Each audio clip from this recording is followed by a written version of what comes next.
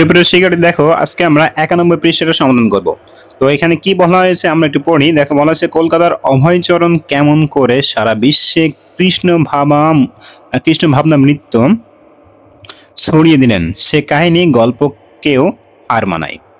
তার জীবনে সবচেয়ে গুরুত্বপূর্ণ 4টি ঘটনার ছবি এঁকে এবং ছবির নিচে ক্যাপশন লিখে আমরা প্রত্যেককে জীবন সাধনা ঘরে প্রকাশ করি।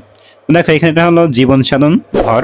তো এখানে আমাকে 4টা চিত্র আমাকে তুলে ধরতে হবে, 4টা চিত্র আমাকে এঁকে দেখাতে হবে। তো চলো আমরা এখানকার 4টা চিত্রর ছবি আমরা দেখে আসি। তো দেখো, নমুনা প্রশ্ন উত্তর দিয়েছি, এটা হলো একটা চিত্র এবং এখানে আমি দিয়েছি যে কৃষ্ণ কৃপা শ্রীমূর্তি শ্রী অভয়চরণা বিন্দর ভক্তি বেদান্ত স্বামী প্রভুপাদ আন্তর্জাতিক কৃষ্ণ ভাবনামৃত সংঘের প্রতিষ্ঠাতা আচার্য।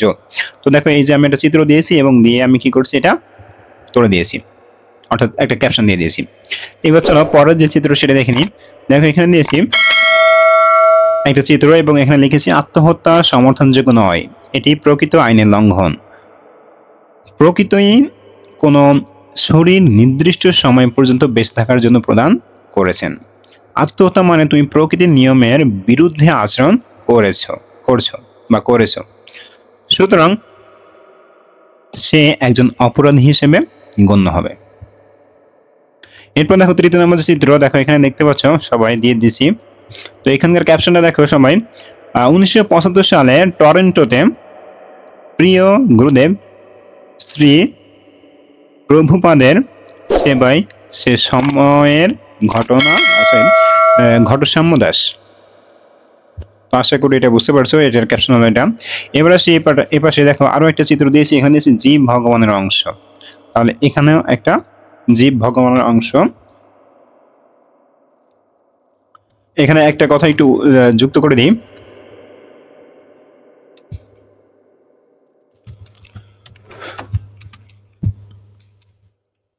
দেখো, এই কথাটা আমি জাস্ট এখানে কি করলাম, তুলে ধরলাম। ঠিক আছে, আমি জাস্ট এই কথাটা আমি একটু কি করছি, তুলে ধরছি।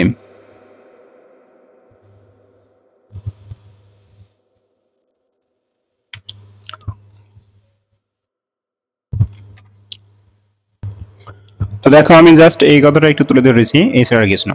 তো আশা করি এই যে এখানকার 4টা চিত্রের কথা ছিল, 4টা চিত্র আঁকাতে হবে এবং তার সাথে সাথে ক্যাপশন দিতে হবে, আমি কিন্তু তোমাদের সেটা করিয়ে দিয়েছি। তো আজকের ক্লাসটা এই পর্যন্ত। এর পরবর্তী আরো একটা ক্লাসে তোমাদের সামনে দেখা হবে। আমাদের ক্লাসগুলো তোমাদের কাছে কেমন লাগে অবশ্যই কমেন্ট করে জানিয়ে দিবেন। ধন্যবাদ সবাইকে।